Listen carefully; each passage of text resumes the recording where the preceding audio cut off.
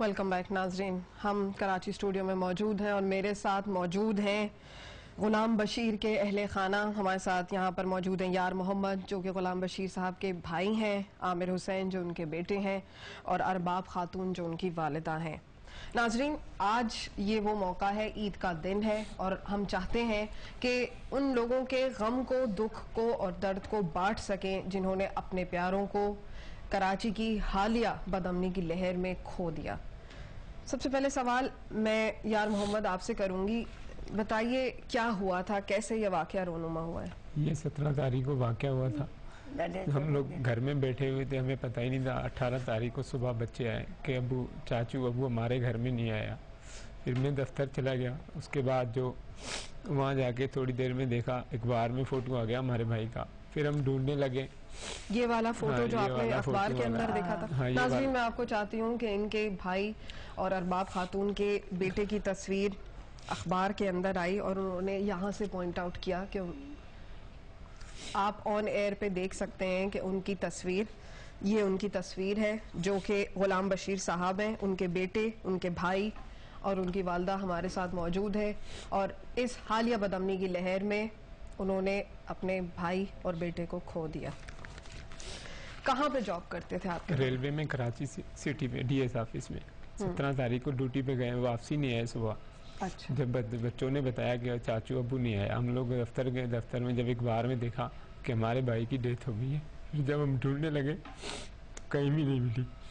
फिर जाके सोहराबकोट ईदी सेंटर में मिली, वहाँ से लावार्स करके छोड़ दिया। जबकि इसके जेब में कार्ड भी थे, सब चीज़ थी, सामान सारा था, कुछ भी नहीं मिला वापसी। और मेरे बस्ट मारे हुए 2-3 गोलियां पैर में लगी हुई थी, एक गोली बिल्कुल दिल में पीछे। तो क्या बता रहे थे, मतलब टारगेट करके मारा गया है या स्ट्रे बुलेट लगी थी? एक पूरा बस्ट मारा है पीर में, पूरे जो है पूरे गोश्त जो है ही नहीं उसके पैर में, सारा गोश्त उड़ा हुआ है। कोई तशद्दुद के निशानात वगैरह थे? इतने नहीं है, बस्ट एक बस्ट लगा हुआ है पैर में, एक दूसरे पैर में गोली लगी हुई है, पीछे जो गोली मारी है वो दिल में आगे फंस गई है।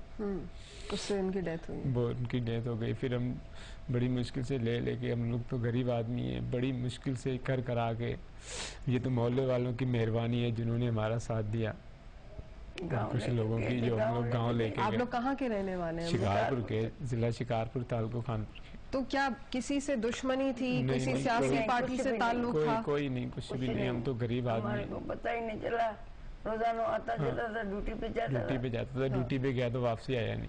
कितने अरसे से आप लोग कराची में रिहाइश पजीर हैं? 90 से। 90 से कराची में रिहाइश पजीर हैं। तो मतलब वो गए और फिर बच्चों ने आके कितने, ये उनकी सारी रात गुजर गई। क्या बेटा, कितने बहन भाई हैं आपके? 10 है। 5 बहनें और 5 भाई। आप कहीं पढ़ते हो या कहीं जॉब करते हो? मैं पढ़ता भी हूँ और जॉब भी करता हूँ। तो क्या हुआ था, कैसे, मतलब अब्बा कहाँ गए थे? मैं जैसे ड्यूटी से वापस आया रात को 11:30 बजे, तो मेरी वालदा ने बताया कि आपके अब्बू नहीं आए अभी तक। तो आप लोगों ने फोन करने की कोशिश की उनको? वो फोन नहीं रखते थे, नमाज पढ़ते थे, बहुत सारे काम। दफ्तर पे फोन करने की कोशिश की आप लोगों ने? सुबह में 7:45 बजे गया, उनसे पूछा, उन्होंने बोला 6:30 पौने 7 बजे रात को, शाम को मीटिंग खत्म हुई है, यहाँ से उतर के गया। फिर वो पता नहीं कैसे गया, कहाँ गया।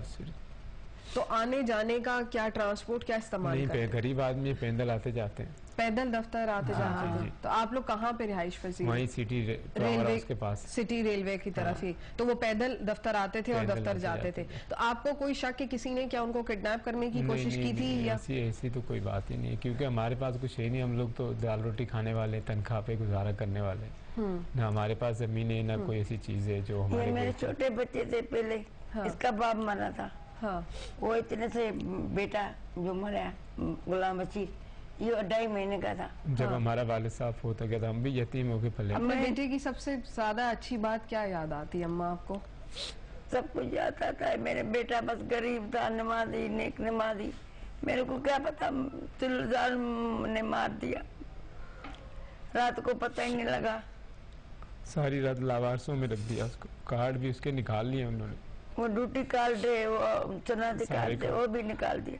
कोई कार्ड उनकी जेब में कुछ भी नहीं मिला। कि किस दिन ये वाकया? 17 तारीख को हुआ है। 17 तारीख को? हाँ, कह रहे हैं अच्छी खबर के पास हुआ है।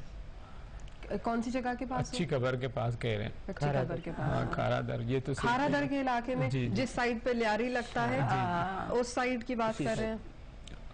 नाजरीन, जैसे कि हम पहले भी मैं अपने शोज में ये बात बताती आ रही हूँ कि लियारी और Kharadar is one of the most affected areas right now in Karachi, क्योंकि उसको काफी हद तक नोटोरियस एरिया भी कहा जाता है कि वहां पर गैंग वॉर्स के बहुत ज्यादा इश्यूज रहे हैं। और जैसे कि आपने मेरे पहले प्रोग्राम्स में भी देखा होगा कि लियारी के अंदर सबसे ज्यादा इफेक्टेड लोग मौजूद हैं, और जो खारादर में जिन लोगों का आना जाना है और जो काम पर जा रहे आ रहे होते हैं, तो ज्यादातर लोग स्ट्रे बुलेट्स वगैरह से भी काफी हद तक हिट हुए हैं।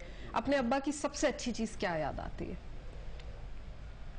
मेरा अब्बा सबसे गरीब था, जो बात था जो करता था बस वही, जो सच बात थी उस मुंह पे बोल देता। सबसे अच्छी बात उसकी थी, वो किसी के साथ भी बड़ा करते थे, हम लोग कहता था भाई नहीं कुछ भी लड़ो, नहीं किसी सारा के साथ मोहल्ला नहीं लड़ो, जानता है, किसी के कुछ साथ भी नहीं नहीं। मेरा करो। बेटा जो चार लफ्ज कहता है, गालियां देता है, वो भी सुन के वापस सबको मना कर देता था, कोई फटा नहीं करो, किसी के साथ नहीं लड़ो, ये हमारा शहर है, हमें सारा मोहल्ला रो रहा था मेरे मोहल्ले बेटे, में अभी भी रो रहे थे, इतना अच्छा था। अब बच्चों का, बाकी बच्चों का ख्याल, बाकी बच्चों का क्या करें, गरीब अभी क्या आदमी है करे, बस। गरीब आदमी पट्टे वाला था बेचारा, क्या कर। कभी खाएंगे कभी नहीं खाएंगे, 10 बच्चे हैं भाई, आज भी तो नहीं खाया है ईद का दिन। ईद नहीं करी, रो रो के बस बुरा हाल हो गया, क्या करे। अल्लाह जालिम का बेड़ा गर्क करे, हमारे बेटे के गरीब के मारा। लोग खाते हैं, हम लोग देखते हैं यार। मेरे छोटे छोटे बच्चे नहीं, कपड़े नहीं, हम बोलता है दादी कपड़े पलाओ, दादी कपड़े, अब कैसे कपड़े पलाऊं, हमारी ईद ही नहीं है, क्या करूं।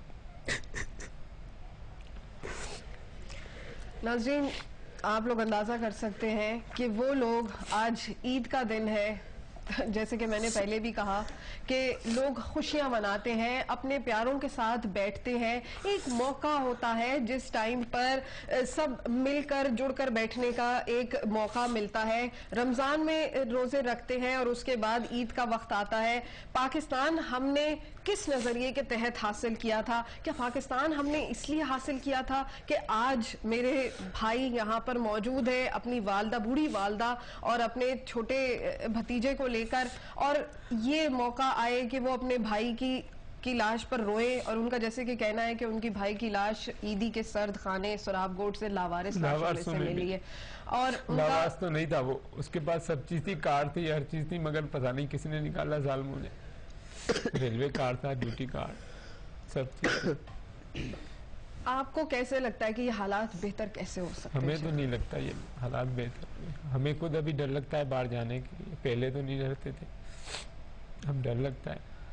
अब हम जाएंगे तो पीछे बच्चों का कौन होगा, हम ड्यूटी पे नहीं जा सकते। ये बच्चा भी बड़ा है, अब अगर ये घर से बाहर निकलता है तो आप लोगों को परेशानी नहीं होती होगी? परेशानी होती है, 10 मिनट जाता है तो 10 मिनट के लिए परेशानी होती है। तुम मेरे घर का हाल देखो, नहीं तुम्हारे को रोना आएगा, इतना हम परेशान है। वो पैसे हमारे पास नहीं है जो मैं लेके गाँव जाऊं,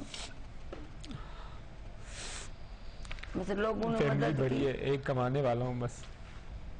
और कितने लोग घर के अंदर रह गए अब खाने वाले? फैमिली तो बहुत बड़ी है, 9 बच्चे मेरे हैं और 10 उस भाई के हैं, एक 10 वो 12 20 बंदे 22 बंदे, एक बंदा क्या करेगा, कुछ कर सकते हैं? हुकूमती इदारों में से कोई आपके पास आया? क्या किसी ने सर पर हाथ कोई नहीं आया, आता, अभी कोई तक नहीं कोई आता, नहीं गरीबों के पास कोई नहीं आता, कोई नहीं आता है, कोई नहीं आता गरीबों के।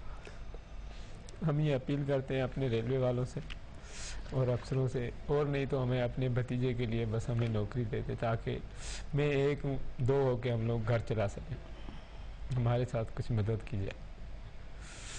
वरना एक बंदे से 10,000 तनख्वाह में 20-22 बंदे नहीं चल सकते हम लोग।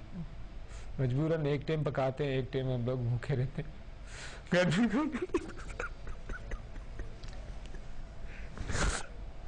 बच्चे प्यार के साथ खाते।